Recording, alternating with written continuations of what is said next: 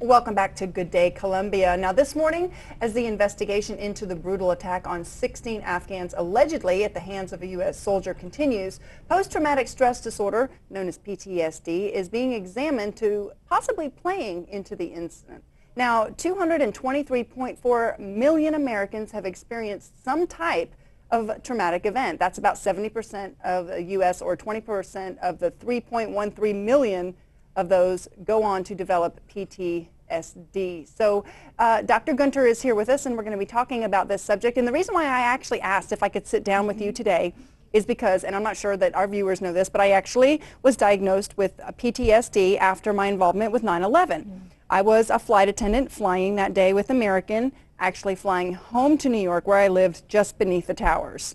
So in essence, it was kind of like my office crashed into my backyard, and the whole country knew about it, and it caused a great deal of sadness for many people.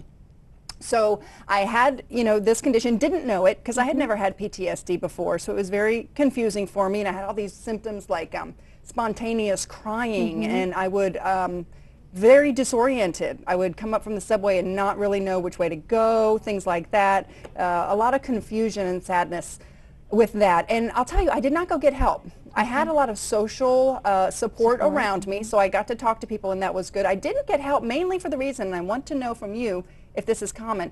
I felt guilty enough for surviving and living, but I felt that so many people needed more help that I didn't want to suck up any resources. Do you think soldiers might be having that same thought process? Oh, I'm sure. We hear people all the time that finally end up getting help, most times because they're brought in by family members who finally put their foot down and say, something has got to change. And we hear their story, and they often will say things like, well, I felt like I should just be able to handle it on my own, or I'm a tough soldier, I'm a tough man, I should have been able to get over this by myself. Oftentimes feeling ashamed that they aren't able to conquer their symptoms on their own, not understanding the biological basis of the illness, and that it's not something that you can just snap out of or get over on your own, similar to what you're saying. Another thing that surprised me, caught me off guard, is I developed irrational fears, like a fear that was separate from the event or from terrorists. I thought air conditioners were going to fall on my head. I was convinced. So I would walk in the sidewalk with the traffic, and I would walk in the traffic as opposed to the sidewalk because I was convinced. And tell me a little bit about that. Is that a common thing for the brain to kind of divert your fear to something that you can control?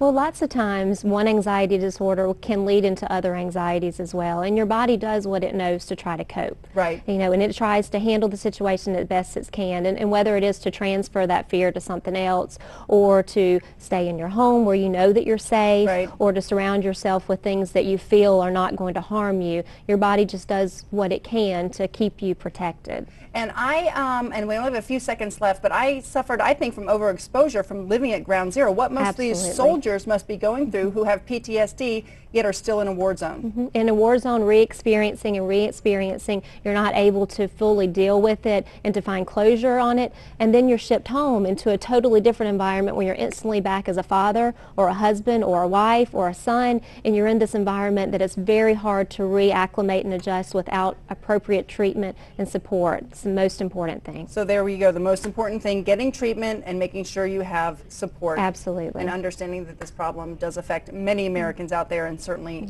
I got to think most of our soldiers. And thank you so much for sharing your story. Oh, and thank you for coming in today. We really appreciate it. We're going to be back.